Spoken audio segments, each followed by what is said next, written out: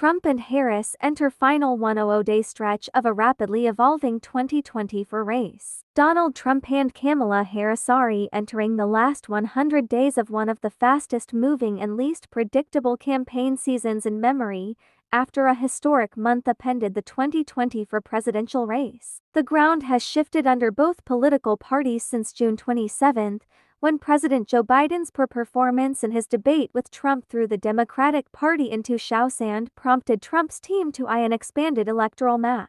The race was rattled yet agony after the former president survived an assassination attempt in Pennsylvania.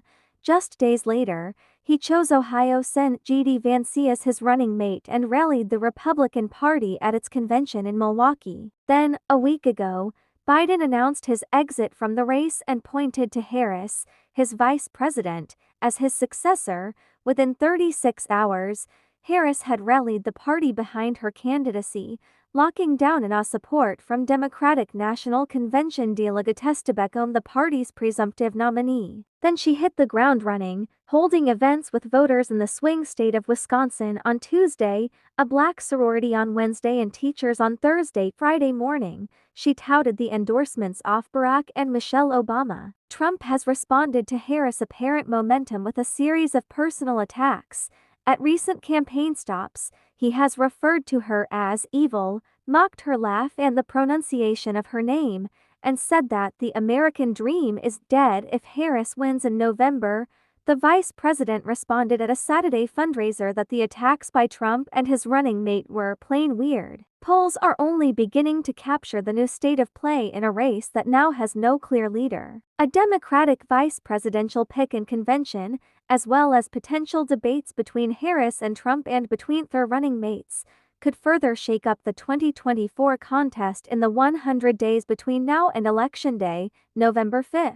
Trump escalates attacks on Harris. The issues and lines of attack that are animating both campaigns are increasingly coming into view. Trump's campaign has focused on inflation, border security and crime, and the former president is arguing that Harris bears just as much blame as Biden on those issues and that she is more liberal than her boss. However, Trump has also escalated his attacks on Harris, criticizing her in deeply personal terms at campaign events Friday and Saturday. At a conservative Christian gathering in Florida on Friday, he said that Harris had been bummed 3 weeks ago, before her ascension to the top of the Democratic ticket, and dubbed her the most incompetent, unpopular and far-left vice president in American history.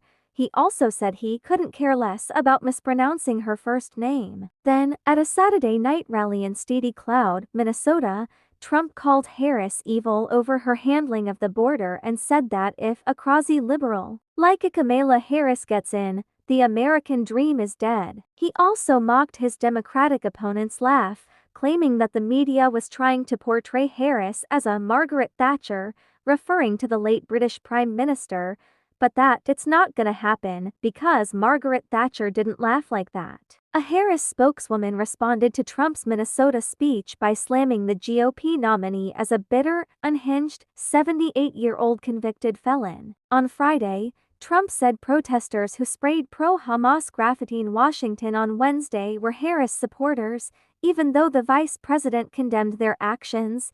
He criticized her for skipping Israeli Prime Minister Benjamin Netanyahu's address to Congress, without noting that Harris met privately with Netanyahu and that his own running mate also didn't attend the speech.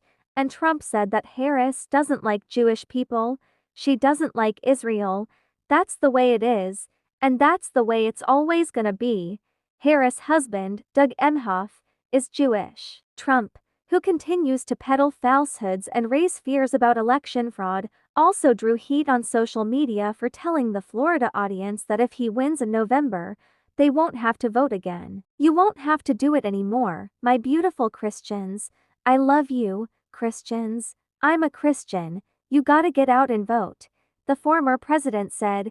"In 4 years, you won't have to vote again. We'll have it fixed so good, you're not going to have to vote." Harris, at a Western Massachusetts fundraiser on Saturday, said that the former president was pushing wild lies about her record and that the attacks by Trump and Vance were plain weird. "I mean, that's the box you put that in, right?" Harris told supporters. In campaign events since emerging as the presumptive Democratic nominee, Harris is taking on Trump over abortion rights and casting him as a threat to freedom. "We are seeing a full-on agenda that is now about restricting rights, and one of the most fundamental rights, the right to make decisions about your own body," she said at the Massachusetts fundraiser. "If there are those who dare to take the freedom to make such a fundamental decision for an individual, which is about one's own body, what other freedoms could be on the table for the taking?" Harris has also been pointing to the former president's legal troubles. In remarks to campaign staffers Monday, her first time delivering a brief version of her new stump speech, she called her time as San Francisco District Attorney and California Attorney General, saying that she took on perpetrators of all kinds: predators who abused women, fraudsters who ripped off consumers, cheaters who broke the rules for their own game. Harris said, "So hear me when I say, I know Donald Trump's type." Sweepstakes.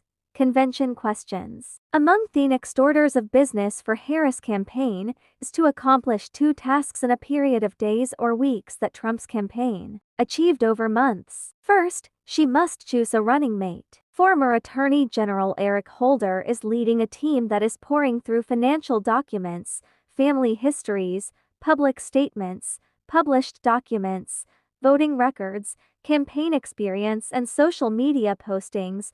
Tony West, Harris' brother-in-law and a former associate attorney general under Holder, is also playing a central role in the search. Democrats close to the process say the roster of leading contenders being vetted still includes North Carolina Governor Roy Cooper, Pennsylvania Governor Josh Shapiro, and Arizona Senator Mark Kelly. Transportation Secretary Pete Buttigieg, who has developed a close relationship with Harris and has also been previously vetted and confirmed by the Senate, is also under consideration, along with Kentucky Governor Andy Beshear and Minnesota Governor Tim Walz, sources say. Many of those potential picks have been offering Harris' campaign informal glimpses of how they'd perform as her running mate Thrigapiskin on cable news shows. Democratic pollsters have been asked to test how Harris and the prospective candidates would fare in their home states and in key battlegrounds in hypothetical matchups against Trump and Vance. Harris has told the team of lawyers and advisors conducting one of the most accelerated vice presidential searches in modern American history that she plans to name her running mate before August 7. Then, Harris' campaign and its allies must rapidly revise plans for the Democratic National Convention, which is set to start on August 19 in Chicago. Instead of nominating Biden for a second term, Democrats will use the convention to showcase the outgoing president passing the baton to Harris and could alter the party's programming to better align with the vice president's personality and political appeal. Her campaign must also identify Harris' best path toward 270 electoral college votes. Biden's hopes of a second term were thought to reside primarily in sweeping the blue wall states off Michigan, Pennsylvania, and Wisconsin.